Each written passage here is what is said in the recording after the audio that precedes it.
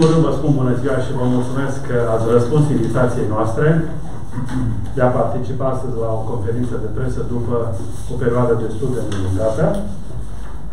Și astăzi am alături de mine două organizații importante de la nivelul județului Alba, și anume organizația și candidatul de la Sebeș și candidatul de la Aiud. La Sebeș îl prezentăm pe domnul Radu Cristian. Este candidatul PSD pentru municipiul Sebeș. Este însoțit în dreapta mea de Dorel Bogdan. Face parte din echipa de campanie a organizației PSD Sebeș.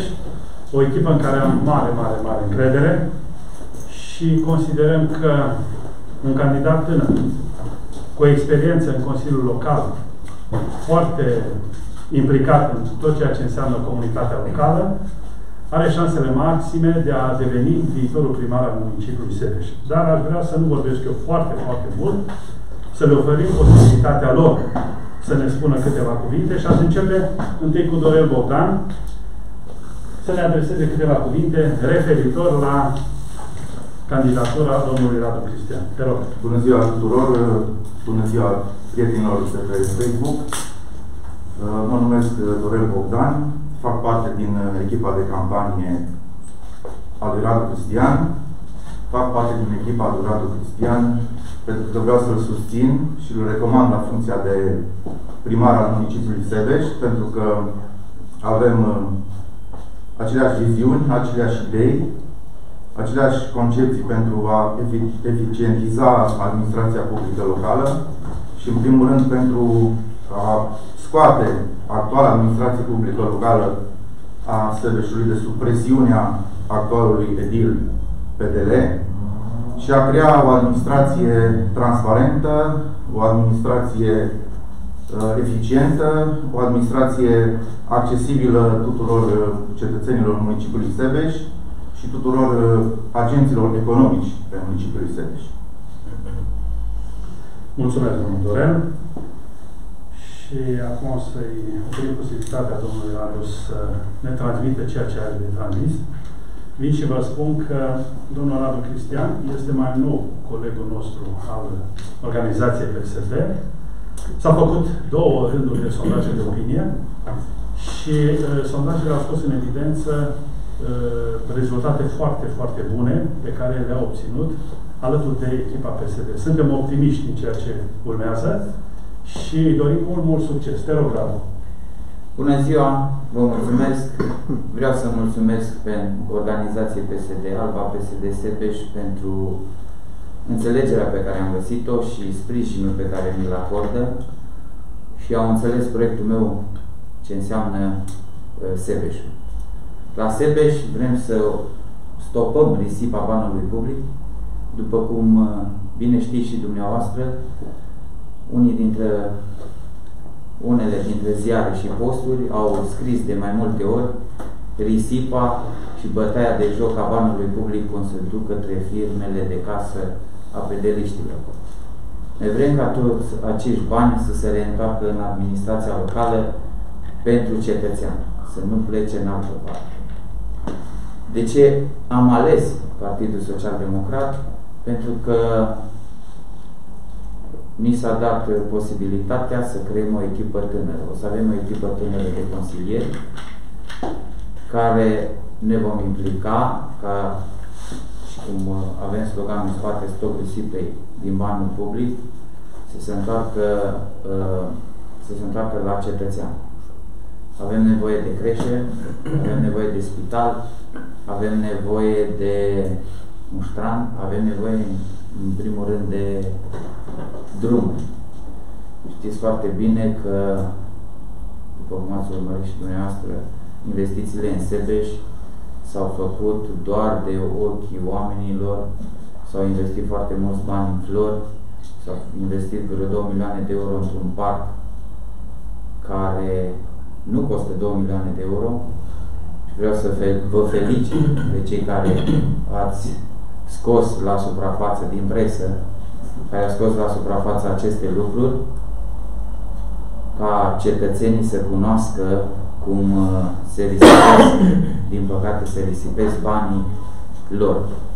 banii plătiți din taxe și impozite de cetățenii municipiului Sebeș. Și pe această cale, împreună cu ceilalți colegi, am decis să ne implicăm în continuare pentru a stopa această risipă a banului public, pentru că nu este normal ca în 4 ani de zile să toci peste 70 de milioane de euro și să nu avem drumurile asfaltate, să nu avem un spital, să nu avem o creșă. În punctul meu de vedere, la creșă, ca și părinte, în Sebeș să mergi să plătești aproape 7 milioane ca să-ți duci copilul la grădiniță. Este foarte mult. Știți bine cum sunt salariile, cu toate că suntem unul dintre puținele orașe cu o industrie foarte mare, totuși salariile nu se ridică la nivelul industriilor din Sebeș. Este foarte mult, am vorbit cu foarte mulți părinți tineri în care acest aspect, o creșe, să nu fie făcută și tu să-ți permiți să cheltui peste 2 milioane jumate de euro pe flori într-un mandat de 4 ani și să nu oferi o creșe copiilor din Sebeș, pentru că copiii sunt viitorul orașului, viitorul țării. Vrem ca aceste lucruri să le oprim și să investim banii în folosul cetățenilor din municipiul Sebeș. Vrem să reluăm investițiile în străzi, pentru că sunt foarte importante. Din păcate, în anul 2020 discutăm de investiții în drumuri, ceea ce este anormal. Aceste investiții trebuie să vină de la sine, niște lucruri normale. Avem și străzi fără canal, avem și Răgău fără canal în 2020, ceea ce nu este normal. Și tu în continuare să-ți permiți să cheltui banii pe spectacole, pe chermeze, nu le economii altfel, pentru a duce fel și fel de persoane, fel și fel de categorii. El așa au considerat că poate să-și mențină electoratul lângă el, cheltuind bani pe petrecere. Vrem ca aceste lucruri să înceteze și acei bani să se reîntoarcă în investiții în municipiul Sebeș, pentru că de astea au nevoie cetățenii, nu de petrecere. Vedeți, și perioada aceasta cu virusul, am cerut în nenumărate rânduri ca banii de la spectacole, unde bugetul Centrului Cultural al municipiului Sebeș are un buget de 800.000 de euro. Și am cerut prin 2 adrese și nici în ziua de astăzi, de la începutul pandemiei, nici în ziua de astăzi nu a dorit domnul încă primar Dorin Nistor să răspundă sau să dea curs solicitării noastre de a transfera banii de pe spectacole. Și vă dau un exemplu, zilele orașului Sebeș ajung la aproape la 150.000 de euro. Cu siguranță astăzi știm că nu se pot face astfel de petreceri cu sute, cu mii de oameni în aer liber. Ceea ce am cerut de numerate rânduri domnului încă primar Dorin Nistor, să transfere, să facă rectificarea conform legii, doar dânsul, el este ordonatorul principal de credite, să transfere aceste sume către Spitalul Municipal Sebeș, unde știm foarte bine și cu siguranță cunoaște și voi, cetățenii și mai mult cunosc, pentru că întâmpină fel și fel de probleme. Și cadrul medical din spital întâmpină foarte multe probleme și am cerut ca aceste sume de pe spectacole și petreceri și zilele municipiilor și așa mai departe să fie transferate către Spitalul Municipal. Nu se dorește, se așteaptă ca poate să deblochează situația și să mai creeze 2-3 spectacole pentru a-și mai aduna 2-3 voturi. Ceea ce consider eu este împotriva bunului simț și împotriva cetățenilor din municipiul Sebeș, ca după 4 ani și să cheltuie aproape 70 de milioane de euro, să nu poată beneficia cetățenii de un sistem medical bine pus la punct. Cred că Suntem printre ultimele orașe din județul Alba care nu avem un spital bine pus la punct. Cugiru are mai bine pus la punct ca nostru, la Câmpeni este mai bine pus la punct și așa mai departe. Exemplele pot continua.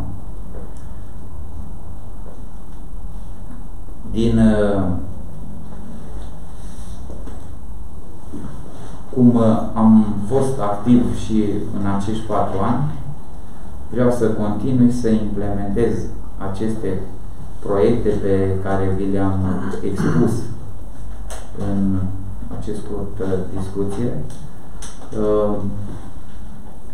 și să schimbăm aceste lucruri care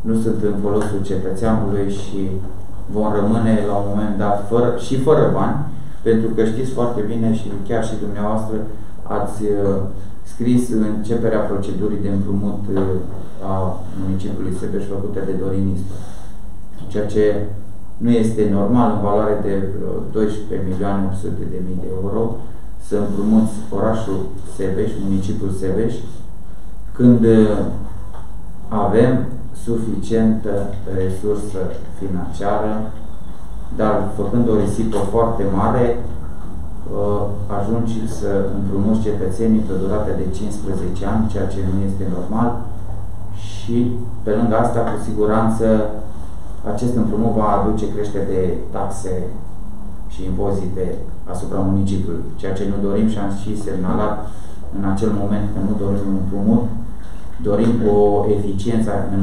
cheltuirea banului public. Da. Aș completa și eu puțin și eu sunt născut în Sebeș. Am foarte multe cunoștințe acolo. Se pare că șomajul zero sau aproape de zero din Sebeș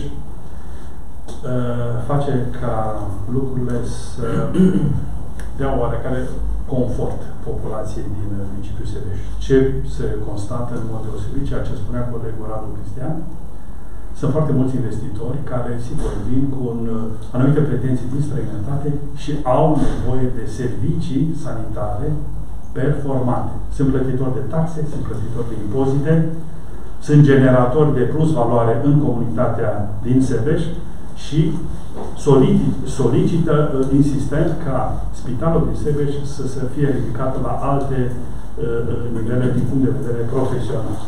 De asemenea, cred că este la fel de important dacă înainte de domnul Dorin, respectiv primarul actual, a fost domnul Dăncilă, oamenii spuneau că sunt foarte mulți bani la primărie, domnul Dăncilă s-a axat mult pe investiții. S-a axat mult pe atragerea de investitori. Lucru dovedit în perioada următoare, că acum încep să dea roade. De asemenea, să nu uităm de investiția pe care a făcut-o pe vremea guvernului PSD. Subvenția guvernamentală de la acea vreme pentru întreprinderea Daimler. Sunt multe lucruri care le-a făcut bine PSD-ul și guvernarea PSD pentru Sebeș și acum constat foarte, foarte des că oamenii sesizează prăduirea banului public. Și aici va trebui să vedem ce este de făcut și oamenii vor ca din banul public să se întâmple ceva bine, nu doar din punct de vedere al aspectului, ci din punct de vedere al confortului și al siguranței cetățeanului din Sebeș. Noi încheiem aici, dacă aveți o întrebare pentru candidatul nostru de la Sebeș, domnul Radu Cristian. Dacă nu, o să trecem la etapa de loc. Ați trecut la PSD împreună cu câți oameni consilieri? Ați fost înainte într-un partid PRU sau cum se chema? Da. Mai mulți consilieri au trecut și dânsii la... Da, au trecut și ceilalți. Un număr de 40 de tineri au venit în nouă organizație. Pentru că, cum v-am spus și la început, am luat această decizie pentru a merge mai departe și a ne aplica planul și strategia pentru orașul Sebeș. Ca să punctez mai bine, organizația PSD Sebeș au 5 consilieri, iar domnul Radu Cristian 3. Deci sperăm ca lucrurile să arate foarte bine după alegerile acestea și eu cred că la experiența pe care o are, elanul tineresc și dorința și susținerea organizației, ne așteptăm la rezultat victorios. Ne puteți spune care e lista de consiliere a dumneavoastră? Încă nu. În acest moment, deci avem o listă, vă pot spune doar că va fi o echipă foarte tânără. Formată din oamenii dumneavoastră sau un mix între PSD și oamenii dumneavoastră? Oamenii Sebeșului. Vă spun un mix. Trebuie Deci și vor fi bază și în organizația nouă, pentru că trebuie să și din vechiul partid Pro-România de la Sebeș și atunci vă aduceți aminte că a venit o echipă destul de consistentă, va trebui să ținem cont și de ei. Dar eu cred că vom reuși să facem o echipă redutabilă, în așa fel încât cu siguranță să obținem majoritate și ne dorim obligatoriu și ca viitorul primar să fie Radu Cristian. A fost și plecări spre Pro-România în ultima perioadă? Din rândul PSD. Îi las pe domnul să răspundă. Nu sunt. Bun. Ați precizat acum în cadrul prezentării dumneavoastră că vreți să eliminați rata șomajului, vreți să creați locuri de muncă. Nu, să reduceți. Nu, și să faceți locuri de muncă. Nu. Așa că ați spus. Dar a spus despre spital. Puteți să ne divagați un pic subiectul legat de spital? Deci vă pot spune în felul. Sunt mai mulți candidați care vă bateți pe spitale și tare. Nu vreau să mă bat, nu fac promisiuni. Eu vă spun simplu. În 2016 a rămas un excedent în valoare de peste 4 milioane de euro. Bun. A câștigat Dorin Nistor primăria în prima ședință de Consiliu Local. I-am spus dânsului, i-am făcut propunerea ca și consilier ca acești bani să investim în spital și să începem construcția unei aripi noi a Spitalului Municipal Sebeș. Dânsul a răspuns sec, nu se vede. Vă dați seama ce interesare. Și este înregistrat, nu am nicio problemă. Erați colegi de partid atunci? Nu eram. Eu n-am fost în vedere niciodată. Ca să fim înțelegi. În PNL, acum de aia întrebam. Da. De unde și este foarte bine. Deci, nu a dorit să facă această investiție. Acei bani erau strânși din mandatul trecut, erau peste 4 milioane de euro și puteam face așa. Dacă nu se risipeau pe flor peste 2 milioane de euro, dacă nu se investeau în spectacole și petreceri peste 3 milioane de euro, faceți un calcul, ajungem aproape la 10 milioane de euro care puteam să investim simplu în sănătate. Nu s-a dorit. Am făcut public de foarte multe ori acest aspect și l-am cerut acei bani să nu se mai risipească. Știți foarte bine, în presă, chiar și dumneavoastră ați semnalat că sunt firmele de casă a PDL-ului. Deci propuneți tăierea totală a oricăror manifestări publice la municipiul Sebeș pentru a economisi bani pentru spital, să înțeleg. Da, da. Okay. Și la Flor putem rezolva și această problemă. Puneți de plastic. Putem face și... Nu punem de plastic. Putem să le facem în regim propriu. Dacă tot ne dorim atâtea flori. Dar eu vă garantez că sebeșenii în momentul de față... la producătorii locali. Da. Și la producătorii locali și în cadrul Serviciului Public de Administrare a Patrimoniului. A fost nevoie de ceva derogări din statutul partidului dumneavoastră pentru a primi sânge proaspăt, să înțeleg? Nu neapărat, a fost doleanța ambelor partide și a colegilor mei mai vechi din PSD, dar și a domnului Cristian cu echipa lui, să facem o echipă unită, ceea ce recomand și la Alba Iulia și în alte organizații, pentru că modalitatea asta de alegere cu un singur tur și cu primarul în funcție oferă oarecare avantaj primarului în funcție. Și atunci, toate celelalte forțe politice, pentru a-și impune o revigorare, o îmbunătățire a administrației locale, cred că trebuie să facă front comun pentru a-și atinge obiectivul. Obiectivul este unul singur, cel al cetățeanului. Puteți să ne spuneți sondajele? Vorbeați despre un sondaj și în urma acestui sondaj ați ales această variantă. Cum este situat domnul Radu Cristian în acele sondaje de ați ales această opțiune? L-aș spune, vreau să spun următorul lucru. Deci domnul Radu Cristian era undeva la 3,5% sub actualul primar. Dar pe lista noastră a fost și domnul Alexandru Dăncilă, foarte aproape de Radu Cristian. Și eu mă bucur foarte, foarte mult că atât colegii mei din PSD, cât și domnul Dăncilă, cât și domnul Radu Cristian au înțeles că împreună pot să facă lucrurile să iese victorioase de partea noastră. Ceea ce este foarte, foarte, foarte bine. Încurajez și o să vedeți că în lista mea de candidați o să găsiți foarte mulți tineri, oameni care n-au mai făcut politică, oameni care vin cu altă viziune și care doresc cu adevărat îmbunătățirea situației administrative din foarte, foarte multe comunități. Domnul Radu Cristian a mai făcut politică, nu puteți să-l prezentați ca un new entry. Da, el este cu experiență și din punctul meu de vedere pot să-l introduc la o categorie cel mai bătăios consilier local din Sebeș. Da? Pe domnul Dăncilă unde îl vom regăsi pe listele PSD? Lângă, probabil, pe primele locuri de la noi din lista PSD, da? La Consiliul Județean sau la municipiul? La Consiliul Local. Sondajele ne-au dirijat în direcția respectivă că este foarte, foarte bine să facă politică umăr la umăr și așa vor face. Da? Am înțeles. Vă mulțumesc frumos. Vă mulțumesc. Pentru primăria Alba Iulia? Acum vine etapa 2. Și după care... Radu, stai și pe poză, fără mască, haideți să facem. Dar să termină și plecă oameni și nu mai... Da. Facem o poză la Radu. Da, cu mască, așa. Cu mască? Cu mască? Dă-ți mască. Mai undeva de asta.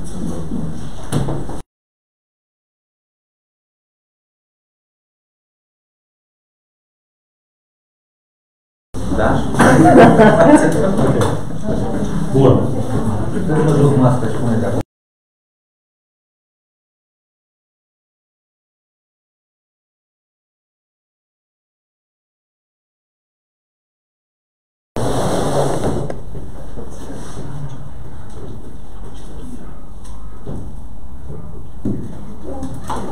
Ok. Mulțumim. Mulțumesc.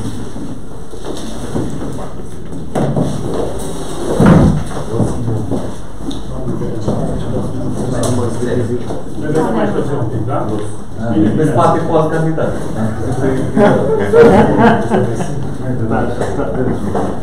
Așa trebuie, doar ce ăla la... Nu faci nimic acolo la plajă.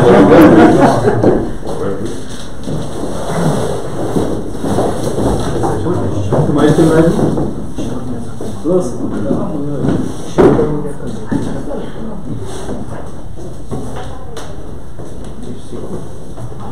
Al doilea municipiu important pentru organizația noastră este municipiul Sebeș. Chiar dacă este... Ne-am fost Sebeș odată? Suntem la Iud. Vreau să spun că chiar dacă Sebeșul este foarte bine poziționat ca investitor, ca șomaj, ca tot ceea ce vreți dumneavoastră, venim cu Aiudul care este în partea opusă. Nu investitori, șomaj foarte mare și o administrație extrem de slabă. Nepregătită, neimplicată, dar în schimb destul de locală și doar atât.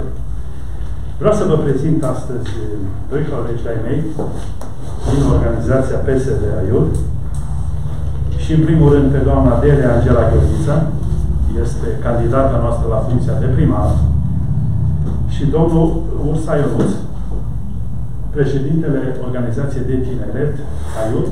De profesie, amândoi sunt profesori. Întâmplarea face că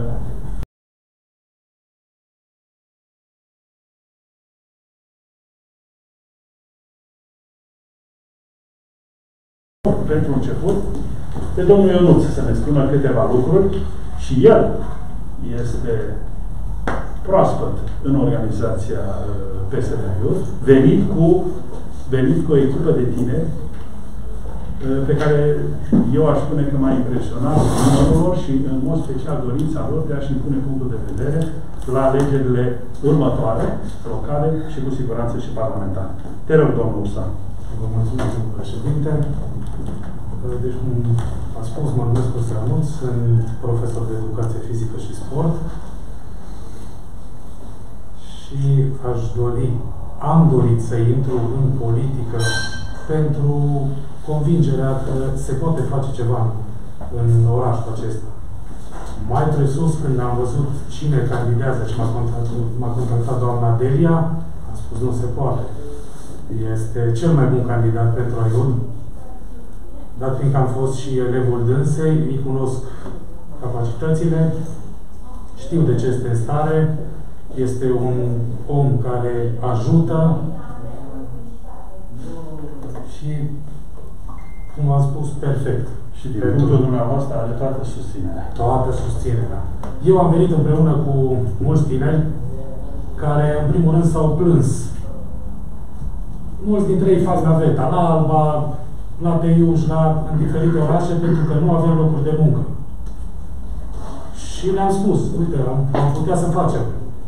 Da, sigur, venim, ne alăturăm cu încredere. Le-am prezentat candidatul, a spus, da, foarte bine, îi mulțumim și sperăm să schimbăm fața iubitei. Vă mulțumesc și Doamne ajută! Mulțumim, domnule Ionuț. Și acum rugăm pe doamna Delia Angela Gheorghiță. Bună ziua tuturor! Bună ziua, domnul președinte! Mulțumesc pentru faptul că astăzi particip la această conferință. Și o să mă prezint puțin. Mă numesc Gheorghiță Delia Angela, sunt de profesie economist, sunt cadru didactic. Actualmente sunt profesor titular la Liceul Tehnologic AIUD. Activitatea mea didactică a început în anul 1990 la Liceul Agricol, Tehnologic Agricol Alexandru Borzal la Ciumbrud.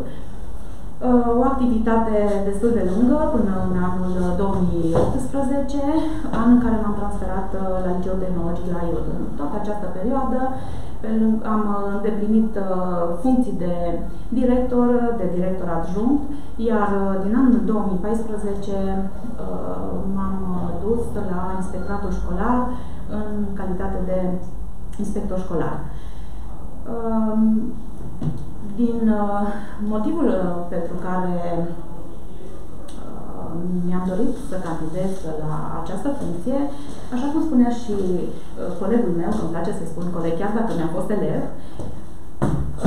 sunt în primul rând și în primul rând lipsa locurilor de muncă în AIUD. Am tot așteptat, am crezut că până la urmă se poate face ceva. Același lucru a rămas, adică AIUD-ul tot în regres din punctul ăsta de vedere și din alte puncte de vedere. Sigur că o să întrebați cum reușiți să faceți locuri de muncă. Cel puțin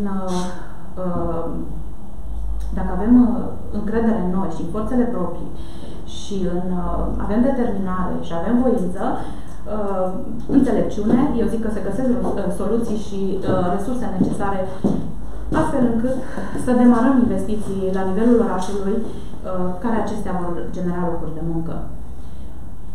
Să știți că am experiența și știu să încep un proiect în favoarea și înspre binele cetățeanului și despre lucrul ăsta vorbesc și să duc și până la capăt și despre lucrul ăsta vorbesc proiectele pe care eu le-am inițiat, să spun așa, le-am coordonat și le-am gestionat la nivelul liceului de la Ciumbrud. Acolo am realizat proiecte de mobilitate, ducând tinerii elevi pentru a se pregăti și a se specializa într-o țară europeană, nu pentru a rămâne acolo, ci pentru a veni cu exemple de bune practici, să rămână în țara noastră și să se dezvolte și să devină antreprenori. Sigur că, pe lângă lipsa locurilor de muncă, care se vede la fiecare cetățean, pentru că trebuie să plece dimineața de vreme, să facă o navetă și costisitoare și în același timp și din punct de vedere a resurse de timp, ar putea să rămână în AIUD. Necazul este mare pentru că elevii, eu lucrez cu elevi de liceu, am lucrat cu elevi de liceu, țin legătura cu părinții și cu ei și îmi spun: doamna profesoară, nu se poate, copiii noștri pleacă din țară, copiii noștri pleacă din localitate, trebuie să plece, nu este de acord să promovăm, să vină firme din, nu spun orașe, Blaj, Sebeș, așa, să promovăm recrutarea la firmele din localitățile respective. Nu ne trebuie forța de muncă, trebuie să o folosim în AIUD, pentru că astfel, generând locuri de muncă, antreprenorii respectivi vor plăti taxe, impozite la bugetul local și ăștia pot fi folosiți pentru a face investiții echitabile, investiții bune în sistemul de învățământ, care este de dorit, lasă de dorit, nu este calitativ, este unul de subsistență. Clase care nu sunt prietenoase, clase care nu reflectă existența, că existăm în secolul 21, clase care trebuie spații care trebuie îmbunătățite. Și din punct de vedere al sănătății și în sistemul sanitar trebuie investiție. Ne-am dorit, eu și echipa care pe mine mă susține, să susținem atât antreprenorii locali pentru dezvoltarea afacerilor proprii, cât și susținerea fermelor de familie. Noi în zonă avem ferme, avem antreprenori sau agricultori sau zootehnici, producători, să spun așa, care produc produsele locale și noi dorim să le promovăm, să le asigurăm spații și ambianța necesară vânzării acestora, promovând vânzarea lor în rândul cetățenilor și pentru un consum sănătos. Ar fi păcat să cumpărăm din supermarketuri când la nivelul orașului Aiud se produce și sunt atâtea proiecte de care ei ar putea beneficia pe zona periurbană. Umblând prin oraș și discutând cu cetățenii și tot foști elevi de-ai mei, care sunt acum părinți, îmi spun: doamna profesoară, nu avem locuri și nu avem amenajate spații pentru joacă. Copiii noștri trebuie să-i ținem și atunci ne mirăm că se joacă cu telefonul sau stau foarte mult pe tabletă sau calculator. Și asta ne dorim, să amenajăm locuri de joacă și spații pentru acești copilași. Și nu în ultimul rând, și foarte, foarte important, ne dorim o comunicare reală cu cetățenii orașului, ne dorim un dialog permanent cu ei și în consens cu nevoile comunității. Deciziile trebuie să le luăm împreună, să le luăm în acord cu cetățenii, iar dezbaterile și consultările privind investițiile să se facă în urma acestora. Cetățeanul este foarte important. Să știți, fiecare cetățean poate să ne ofere o nouă soluție. Fiecare cetățean poate contribui la bunăstarea și la progresul urbei noastre. Eu cred în oameni, iubesc oamenii, de aceea am avut o carieră în învățământ, am avut rezultate și îmi doresc să fac, dacă până acum am făcut proiecte pentru elevi, acum îmi doresc să fac proiecte pentru cetățenii orașului, pentru că sunt oameni muncitori, sunt oameni care își doresc mai mult decât au. Și eu și echipa mea suntem conștienți de faptul că suntem noi suntem în slujba cetățeanului și nu invers. Și așa va fi. Pentru că suntem deschiși, suntem oameni cu suflet, suntem o echipă de oameni bine determinați și care iubim oamenii și ne dorim mai mult pentru urbea noastră. Care îmi pare foarte rău să spun, dar vin colegi de-ai mei, eu am terminat, sunt absolvent al liceului de la Ciumbrud și mare a fost plăcerea când m-am întors acolo dascăl. Când vin colegii mei din toată țara și îmi spun: Delia, nu se poate, dar nu s-a schimbat Aiudul deloc.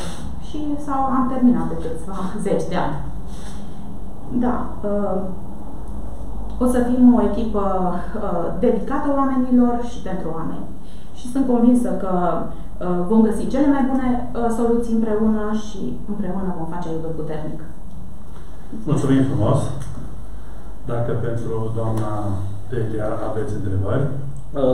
Practic, ați început să vorbiți, prima dată mi-ați spus de niște proiecte cu Erasmus de mobilitate, despre care le-ați făcut, da.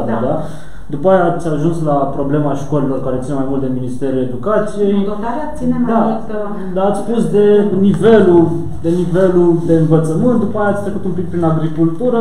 Practic, ce vreți să faceți pentru Aiud? Adică ați spus că nu sunt locuri de muncă. Da, tocmai asta. Vreți să renovați școli ca să faceți locuri de muncă sau cum? Nu, dacă erați atenți, am spus că aducând antreprenorii și care am spus că cu încredere, bunăvoință și găsim soluții pentru a putea face investiții care ele vor genera locuri de muncă. Da? Antreprenorii ăștia vor veni în aiut că ne trebuie locuri de muncă. Și să știți că noi o să inventariem toate terenurile de care dispune primăria, deci publice, pe care putem să ne bazăm și să le punem la dispoziția investitorilor, cărora să le oferim facilități fiscale și facilități în ceea ce privește utilitățile.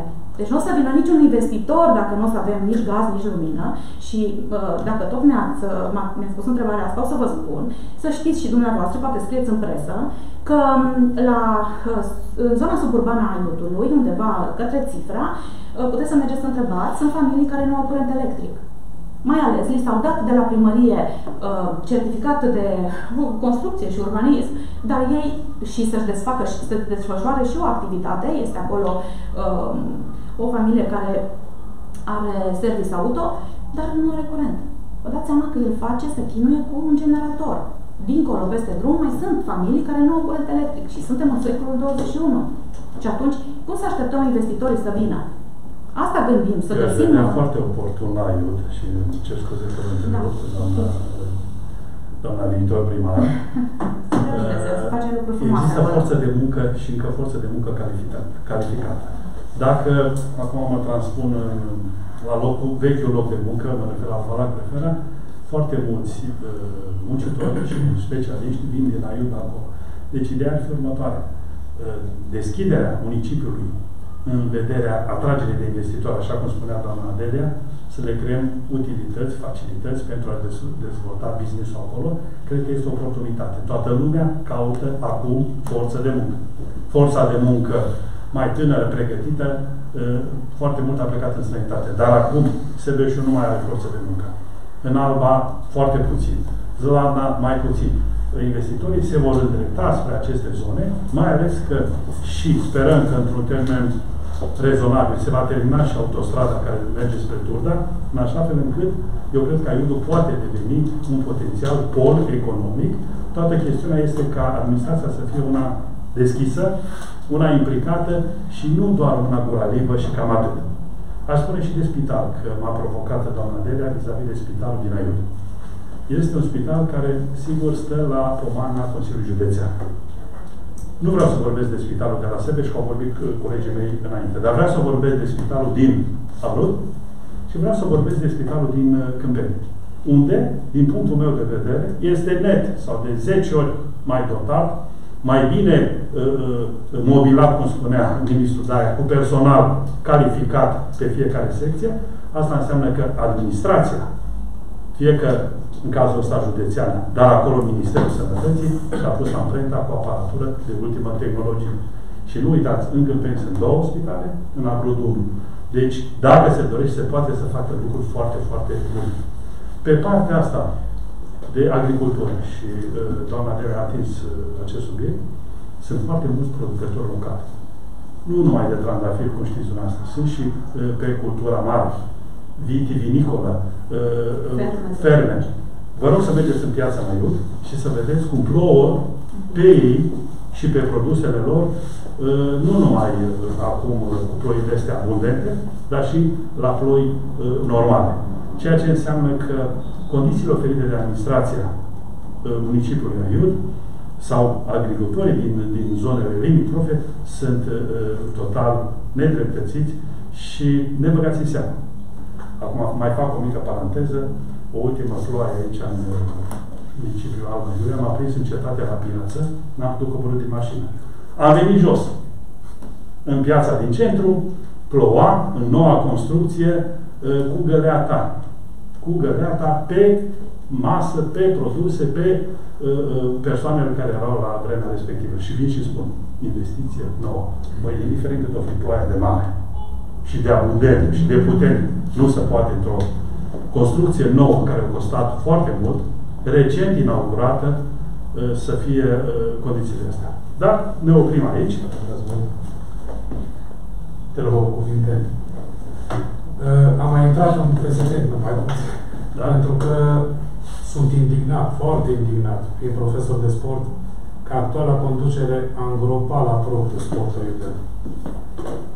Deci Metal Aiud, echipa de fotbal cu o tradiție foarte mare în județ, nu mai există. Deși mi s-a promis, facem stadionul. Una peste alta. Nu. Stadionul este o ruină, deci am înțeles, l-au înstrăinat unui om. Zic eu că se poate răscumpăra și să înviem sportul aiudean. Multă lume își dorește asta și credeți-mă că iubesc oamenii fotbalul aici. Asta vă mulțumesc. Ca o mică paranteză. Era subiectul pe care mi l-ai spus în birou înainte de conferința de presă. Mă bucur că nu l-ai uitat și cred că este de interes pentru tot ceea ce înseamnă cetățenii municipiului Aiud. Dacă mai sunt alte întrebări, dacă nu mai sunt alte întrebări... candidatul pentru primăria Alba Iulia, de ce? Mai puțin că continuăm discuția noastră, dar să eliberăm pe colegii noștri ca să putem să ne exprimăm mai da? Am câteva întrebări, dacă se poate. Pentru doamna, da? Și pe doamna ați mai candidat cumva? Da. Sunteți membrii noi, înțeleg că de la Iud a existat o plecare... Da, și aici vreau să...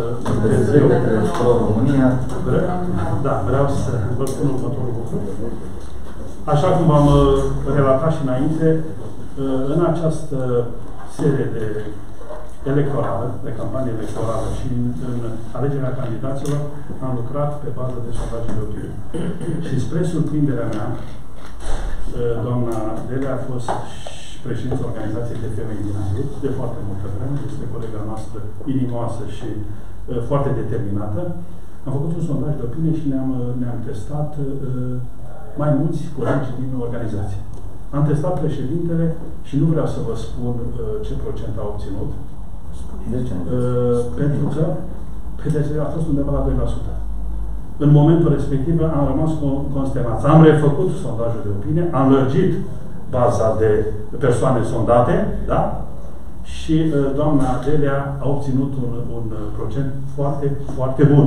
Spre surprinderea mea. Deși mi-aduc aminte că la primul sondaj de opinie, efectiv nu și-a dorit, a spus, dom'le, nu intrăm, este domn președinte, el, da? Am considerat că mesajele care veneau din municipiul Aiud lăsau impresia, dom'le, susținem PSD, mergem alături de dumneavoastră, dar nu aveți candidatul potrivit.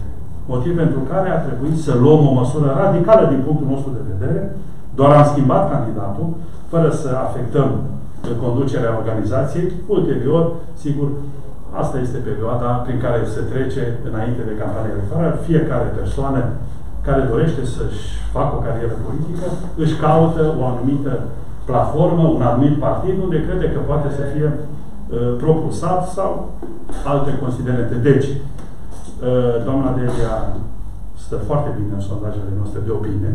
Sondajele noastre de opinie au fost corelate și cu alte sondaje și au fost confirmate din acest punct de vedere. Eu am mare încredere în organizația din jurul dânsei, în susținerea ei și în ea ca om profesionist. Mulțumesc! Da, vă rog. Doamna profesor, mă bucur, ați menționat la început că sunteți și economist și atunci cu atât mai ușor finanțe, contabilitate și am un master în managementul activităților de comerț, turism și servicii. Oh, extraordinar! Și în paralel, dacă vreți să știți, pe vremuri, spun așa, cu ani în urmă, până să îndeplinesc și funcția de director, am ținut și contabilități la agenții economici, deci sunt deprinsă cu lucrurile astea. Am predat contabilitatea la școală, pe lângă alte module, în special contabilitatea, și am predat de lungul timpului ca formator la diverse cursuri, ca și expert pe ferme de agricultură, în agricultură, și am o experiență de ani de zile. Din 2012 predau la cursurile ca și expert la cursurile de formare pentru agricultorii care au câștigat acele proiecte europene. Super. Eu ce vreau să vă întreb din acest punct de vedere, respectând pregătirea dumneavoastră, vis-a-vis de proiectarea bugetară a municipiului Aiud. Sunt convins că dumneavoastră vă uitați ca un expert la cifrele pe care le aduc în Consiliul Local în discuție. Este un balanț, cum este? Excedentar? Ce vă permite să faceți ca și investiții la acest moment bugetul municipiului Aiud și vă rog frumos să ne spuneți care ar fi principalele 3 investiții pe care din fonduri proprii ca primărie le puteți susține. Cum este cu bugetul? Eu nu am fost consilier, nu cunosc foarte bine bugetul primăriei, doar din ceea ce m-am documentat. Sigur că întotdeauna se spune că nu există foarte mulți bani și că ar trebui să cheltuim cu chipzuință. Cu siguranță nu aș mai investi în acele spectacole care se fac și se pierd bani pe fel și fel de evenimente care într-adevăr trebuie promovate și trebuie promovată cultura și trebuie promovat folclorul, dar cu o oarecare îngăduință, pentru că banii se pot duce în instituții de învățământ, cum v-am spus. Dacă veniți să faceți o vizită și la Liceul Tehnologic și o să vedeți o sală de clasă, o să nu, acum, din punctul de vedere strict al primăriei. Strict al primăriei, sigur că ca și fonduri existente, sigur că trebuie să investești în învățământ, dar trebuie să investim și în infrastructura orașului. Oamenii se plâng de drumuri, că nu sunt drumuri, că nu am șosele, că nu am asfalt în stradă și suntem în mijlocul orașului și mai este și municipiul. Vă spun, lipsește și pe anumite străzi și canalizarea, din păcate. Din păcate, municipiul. Practic, vorbiți de niște investiții pe care ar trebui să le susțină prin APA CTTA, nu prin primăria pe care dumneavoastră doriți să o conduceți. Asta vreau să văd care ar fi principalele 3 proiecte majore pe care vi le doriți. Cum vă spuneam de amenajarea acelor parculețe, este nevoie. Copiii ăștia sunt, amenajarea parcurilor. Investițiile astea sunt eficiente, copiii sunt viitorul orașului, părinții se plâng toată ziua, doamnă, nu avem unde să-i ținem, uitați-vă cum arată băncile, uitați, în primul rând, noi nu putem unde să stăm când ei se joacă și nu există cartierele, cum este cartierul Hepat, unde un cartier dezvoltat în ultimii ani și nu există niciun loc de joacă. Există gunoi care s-a depozitat și copiii se joacă peste gunoaie. E urât. Sigur că este prioritar. Și ca atragere de investitori, am înțeles asta cu investițiile, că nu. Dar ca atragere de investitori, cum vă propuneți efectiv să îi aduceți la Aiud? Bun, vă va ajuta autostrada, să sperăm că până la anul se va deschide. Aveți cumva o idee de fiscalitate în ceea ce înseamnă conducerea primăriei? Vă răspund eu aici. Au identificat un teren care poate fi pus la dispoziția agențiilor economice, bineînțeles. Ce suprafață? Concesionare, eu știu că undeva peste 20 de hectare, care pot fi puse la dispoziție concesionate, iar din bugetul propriu, eu îl consider foarte important, va trebui ca administrația locală să ducă la ușa, la poarta respectivă, apă, gaz, curent. Și atunci, dacă oferim condițiile respective, este un interes indirect de a veni investitorul, de a crea locuri de muncă, de a plăti taxe și impozite la bugetul local. Dacă ne ocupăm doar de spoieri ieftine și de lucruri mărunte, să știți că Aiud nu are nicio perspectivă să se dezvolte. Deci va trebui investit serios. Eu, din câte o cunosc pe doamna Delia Iorița, se pricepe și la atragerea de fonduri europene, ceea ce cred că este o oportunitate nu numai pentru municipiul Aiud, ci și pentru municipiul Sebeș. Eu cred că banii europeni trebuie atrași, nu trebuie lăsați să treacă pe lângă noi și noi să nu fim capabili să atragem acest bani europeni. Este un lucru care s-ar putea peste ceva vreme să nu ne mai întâlnim cu această oportunitate. O oportunitate care trebuie valorificată. Știu că în echipa de la Aiud mai are câțiva economiști, vin și din mediul privat care se ocupă cu firme de consultanță pe acest lucru și au sugerat, Doamne, că se pot atrage bani europeni. Pe lângă ceilalți guvernamentali, ceilalți de la nivelul județului, care cu siguranță trebuie să fie mai deci, în concret, vorbiți de o nouă zonă industrială la Aiud? În vederea creierii locurilor de muncă. Da? Asta este obiectivul principal. Da? Bun. Am 2 băieți care nu lucrează niciunul în Aiud și așa ca mine, au și alții copii care nu lucrează în Aiud și și-ar dori ca Aiud să nu rămână limitat, să progreseze, nu să ajungă în regres. Forța de muncă nu trebuie să o exportăm și nu ne putem lăuda cu asta. Aiudul nu va mai avea populație dacă până la urmă oamenii se duc într-o altă zonă, în alte orașe, își fac acolo familii și Aiudul rămâne și nu se mai întorc. Bun. Mulțumim frumos! acum vă lăsăm, faceți o poză și